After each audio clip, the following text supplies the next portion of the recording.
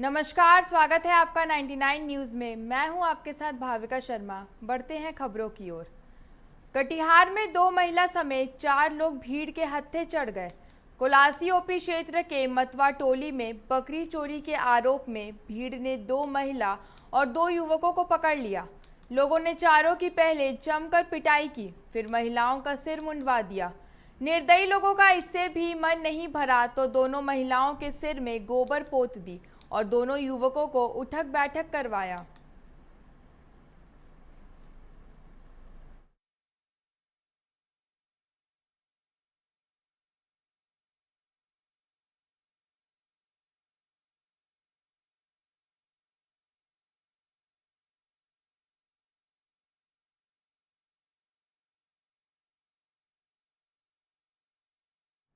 बिहार में recovery rate में तेजी से गिरावट हो रही है। मात्र 60 दिन में ही 99.17 से गिरकर 93.48 तक पहुंच गया है।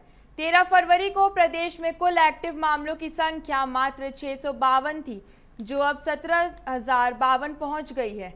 60 दिन पहले कोरोना के कुल एक्टिव केस 2,61,690 था, जिसमें 2,59,513 ने संक्रमण को मात दी थी। लेकिन आज कुल संक्रमितों की संख्या 2,86,228 हो गई है और वायरस को मात देने वालों की संख्या भी 2,67,559 हो गई है। बेगूसराय के तेघरा में बदमाशों ने घर में घुसकर 50 साल के अधेड़ को मार डाला, फिर हथियार लहराते हुए भाग खड़े हुए। ताबड़तोड़ फायरिंग से गौरा पंचायत दहल उठा। हत्या के इलाके में सनसनी फैल गई है। मृतक की पहचान गौरा पंचायत के वार्ड नंबर 7 निवासी टुनटुन पासवान के रूप में हुई है। वहीं सूचना मिलते ही तेघड़ा पुलिस मौके पर पहुंची और शव को कब्जे में लेकर जांच में जुट गई है। देश के राष्ट्रपति रामनाथ कोविंद दिल्ली के अखिल भारतीय आयुर्विज्ञान संस्थान में सर्जरी के बाद स्वस्थ होकर राष्ट्रपति भवन लौट चुके हैं। इसकी जानकारी उन्होंने ट्वीट कर दी है। उनके स्वस्थ होने पर बिहार के मुख्यमंत्री नीतीश कुमार सहित कई राजनेताओं ने शुभकामनाएं दी है। आपको बता दें कि राष्ट्रपति की बिहार से पुराना नाता रहा है। राष्ट्रपति बनने के पहले वे बिहार के राज्यपाल रह चुके हैं।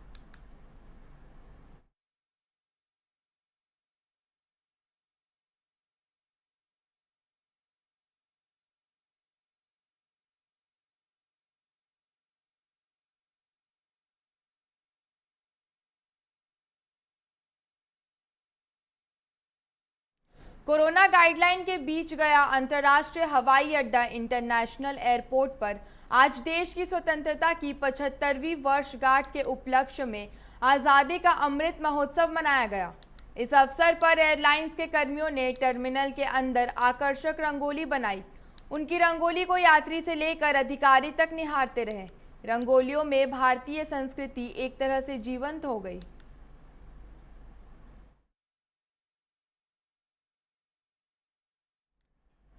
राज्य में 37,028 लोगों की कोरोना जांच हुई, जिनमें 2,366 संक्रमित पाए गए। इस तरह राज्य में लगातार तीसरे दिन 2,000 से अधिक मरीज मिले। इससे अब राज्य में संक्रमित मरीजों की संख्या 15,000 से अधिक हो गई है। यहाँ एक बार फिर सक्रिय मरीजों की संख्या पहली लहर में सर्वाधिक संक्रमित की संख्या 15,541 के पास पहुँच गई है। जमशेदपुर के तीस्ता रोड में क्वार्टर नंबर N97 निवासी टाटा स्टील के फायर ब्रिगेड कर्मी ने अपनी पत्नी और 2 बेटियों के सिर पर हथौड़ी मारकर हत्या कर दी। इसके बाद तकिए से मुंह दबा दिया। इस वारदात को छिपाने के लिए दीपक ने छोटी बेटी को ट्यूशन पढ़ाने आई शिक्षिका को भी मार डाला। यही नहीं, अपने दोस्त, उसकी पत्नी, साला और 1 साल की बच्ची पर भी हमला किया, लेकिन ये चारों किसी तरह बच निकले। दीपक का दोस्त TMH में भर्ती है, जबकि दोस्त के साले की स्थिति गंभीर बताई जा रही है।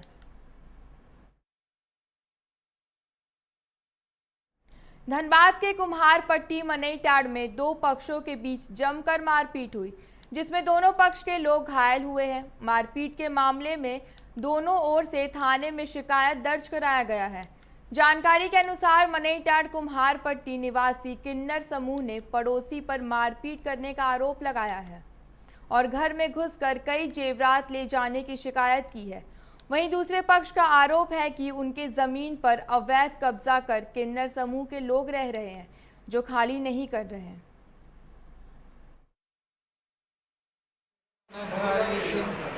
अचानक उसके लाठी से मारने लगा, घर का शीशा तोड़ दिया, खाना छीन दिया, नगद पैसा हो गया, मंगतैया वगैरह सब हमारा गुरु करा सब। मैंने क्यों किया ऐसा? बोलता है घर हमारा, जबकि हमारे बुजुर्ग का बनाया हुआ, हमारे शांति दादी जटा वाली का बनाया हुआ है। मठ को देखभाल के लिए ही तो दिया जाता है कि साधु को बेचने के लिए। कुम्हारपट्टी में ही रहती हूँ, वो हमारी गुरु का घर है, हमारी दादी शांति जटा वाली का। उसको भी वो हड़पना चाहता है, जो हम लोगों ने कमा के दिया है। उसका बाप है कि चाचा है, कौन है, मेरी गुरु शोभा गुरु, वो बना के उसको अलग मकान दी। आखिर हम ही लोग तो कमा के दिए, हम ही लोग को मार मार के हमारे घर से खाते। आज हमारा अगल बगल नहीं रहता था, हमारा जान ही चला जाता। दोनों पक्ष से जो है कुम्हारपट्टी के रहने वाला है, एक वो किन्नर हैं और दूसरा है आपको जो है किशोर पासवान। ये जो है उनको कहना है कि ज़मीन हमारा था, हमारे नाम से दिया गया था, लेकिन इन लोग जो है किन्नर जो है अवैध कब्जा कर किए हुए। इसी बीच में आपस में दोनों की तरफ से मारपीट हो गई है और दोनों तरफ से प्राथमिकी दर्ज की गई है। उसके बाद वैश्विक महामारी कोरोना के बढ़ते संक्रमण को देखते हुए नवरात्र के पहले दिन कई मंदिरों और धार्मिक स्थलों में उत्साह और भक्तों की भीड़ में भारी कमी देखी गई। जिले के प्रसिद्ध धार्मिक स्थल जोड़ा फाटक रोड शक्ति मंदिर में चैत्री नवरात्र के पहले दिन श्रद्धालुओं की संख्या में कमी देखी गई। मंदिर प्रांगण के दुकानदारों ने कहा कि पहले जहां नवरात्र के दौरान सुबह 3 बजे से भक्तों की भारी भीड़ जुट जाती थी, वहीं इस बार भक्तों की संख्या में काफी कमी देखी जा रही है। भूखमरी का कगार पे है, बैंक तो मानेगा नहीं, स्कूल मानेगा नहीं, और सबसे बड़ा कि पेट मानेगा नहीं। आज पहला नवरात्रि है, आज सुबह से श्रद्धालुओं को कितने भीड़ देखने को मिला? कोई भीड़ नहीं है, कुछ भी नहीं है, 1% भी नहीं है। दुकानदारी कैसा है? खत्म है। धनबाद जिला सत्र न्यायालय में मंगलवार से प्रांगण में प्रवेश के सभी रास्ते सील कर सिर्फ एक प्रवेश द्वार को खोला गया है, जिससे धनबाद न्यायालय में अब बाहरी व्यक्तियों का प्रवेश पर रोक लगा दिया जाएगा। वहीं कोरोना के बढ़ते संक्रमण को रोकने के लिए उठाए गए एहतियात से कई अधिवक्ताओं में आक्रोश भी देखा गया। अधिवक्ताओं ने कहा कि कोरोना के बढ़ते संक्रमण को रोकने के लिए एहतियात अति आवश्यक है, परंतु सरकार को उन अधिवक्ताओं के बारे में भी निर्णय लेना चाहिए जो दूर दराज से आकर काम करते हैं, जिससे उनका जीवन यापन होता है।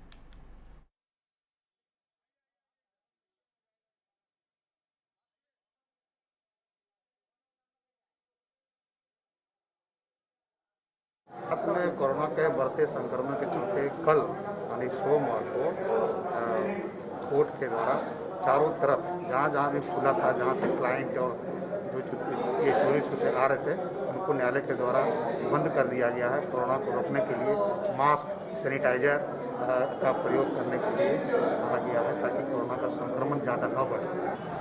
सिर्फ कोर्ट से ही नहीं बल्कि जीविका से भी परेशान हैं। अधिवक्ता हों, बाहर हों, सभी लोग परेशान हैं। अधिवक्ता तो विशेष करके हैं, लेकिन इस प्राकृतिक विपदा के आगे किसी को समझ में नहीं आ रहा है कि आखिर ये कब तक टले।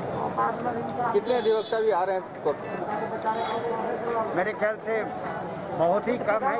जो ड्रॉप बॉक्स में डालना होता है ना, तो ड्रॉप बॉक्स में डालने के लिए, कुछ सर्टिफाइड कॉपी लेने के लिए, कुछ बहुत सारे वकील को पता नहीं है तो वो कोर्ट में आ जाते हैं, तो आसपास रहने वाले लोग भी पहुंच रहे हैं, तो संख्या धीरे धीरे कम हो जाता है। और कल जो था आज वो नहीं है। राजगंज के गली कुल्ही मोहल्ले में कुएं में गिरने से 10 वर्षीय वरुण कुम्हार की मौत हो गई। आज सुबह कुएं से शव को निकाला गया। बच्चे की मौत के बाद उसकी माता की हालत खराब है। घर में मातम पसर गया। धनबाद के न्यू कॉलोनी मंदिर से कलश यात्रा निकाली गई। इस दौरान कलश यात्रा में आसपास के दर्जनों लोगों ने भाग लिया। पंडित आनंद ने कहा कि कोरोना गाइडलाइन के अनुरूप ही सामाजिक दूरी का पालन करते हुए श्रद्धालुओं को सोशल डिस्टेंसिंग से मंडप में पूजन और फेरी लगाने की अनुमति दी जाएगी।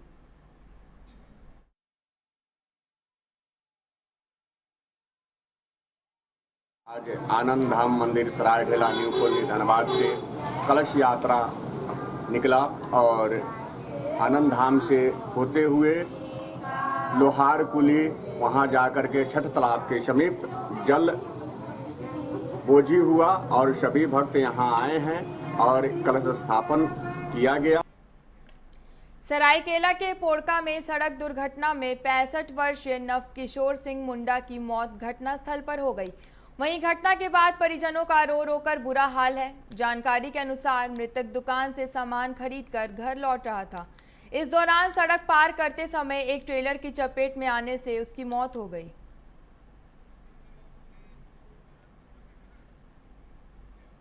इसी के साथ खबरों में फिलहाल इतना ही। आप देखते रहिए 99 न्यूज़। नमस्कार।